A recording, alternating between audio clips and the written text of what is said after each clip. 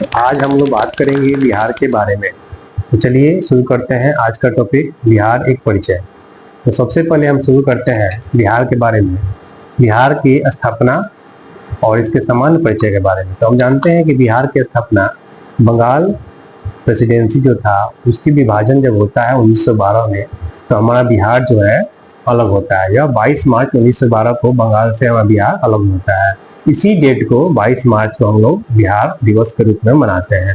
बिहार का जो राजधानी है पटना है। यहाँ का जो उच्च न्यायालय है पटना भी उच्च न्यायालय है, और इस पटना उच्च न्यायालय की स्थापना 1916 में किया गया था।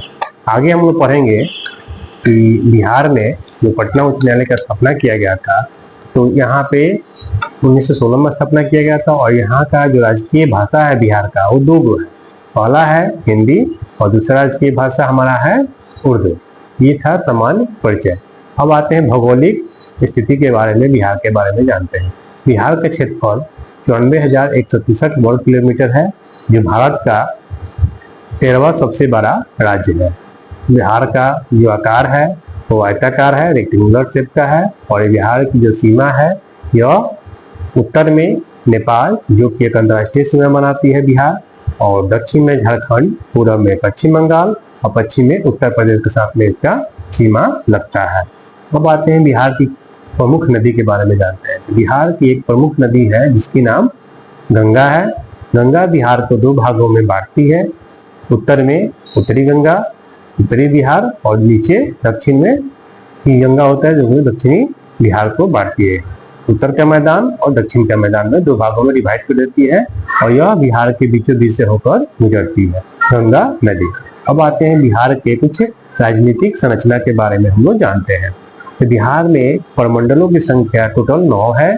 जिलों की संख्या बिहार में 38 गो है, और 38वां जो जिला है वो बिहार का अरवल जिला बना है, जो जहानाबाद को काटकर बनाया गया है। बिहार में विधानमंडल जो है यह द्विसदनीय विधानमंडल है, और विधानसभा का सीट बिहार में 243 है, जबकि विधान परिषद का सीट बिहार में 75 है, और लोकसभा का सीट बिहार में कितना है 40 है।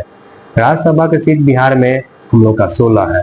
यह हम लोग का था राजनीतिक संरचना के बारे में। अब हम लोग देखेंगे कि बिहार का राजकीय जो कुछ प्रतीक चिन्ह है उसके बारे में हम लोग जानते हैं।